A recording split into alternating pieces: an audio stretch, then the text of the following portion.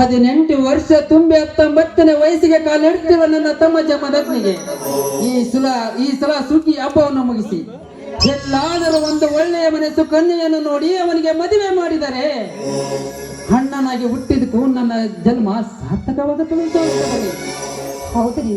ಹಾಗೂ ಜಮದಗ್ನಿ ಸಂಪತ್ತು ಇಬ್ರು ಮದುವೆ ವಯಸ್ಸಿ ಬೆಳಿತಾರೆ. ಅವರಿಬ್ರು ಮದುವೆ ಮಾಡಿ ಒಂದು ಒಳ್ಳೆ ಟಾನ್ ಇಳಿಸಿದ್ರೆ ಅಣ್ಣ ಅತ್ತಿಗೆರಾದ ನಮ್ಮ ತಲೆ ಮೇಲೆ ಭಾರ ಇದ್ದಂತಾಗಿ ನಮ್ಮ ಜೀವನ ಕೂಡ ಸಾರ್ಥಕ ಆಗುತ್ತದೆ ರೀ.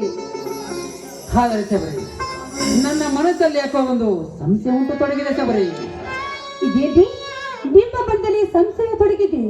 ಯಾಕೆ ಅದು ನಾನು ಮುಂದೆ ಹೇಳುತ್ತಿಲ್ವೇ ನೀವು? ಹುಚ್ಚಿ, ಏನು ಮಾತನಾಡ್ತಿರ್ವೆ? ಗಂಡ ಹೆಂಡತಿ ಅಂದರೆ ಸಂಸಾರದ 2 ಕಣ್ಣುಗಳ ಮೇಲಾಗಿ ಸತಿಪತಿಗಳಿಬ್ಬರು ಜೋಡೆತ್ತಿನ ಬಂಡಿಯ ಗಾಲಿಗಳಿದ್ದಂತೆ. ಅದರಲ್ಲಿ ಒಂದು ಗಾಲಿ ಕಳಿಸಿದರೆ ಮುಂದೆ ಸಾಗಿದೆ. ಆದರ್ಶ ಸತಿಪತಿಗಳಾದ ನಮ್ಮಿಬ್ಬರ ಭಾವನೆಗಳು ಒಂದಾದರೆ ಸಂಸಾರ ಸಾಗರವಾದಿತು. ನೋಡಿ ಸರ್,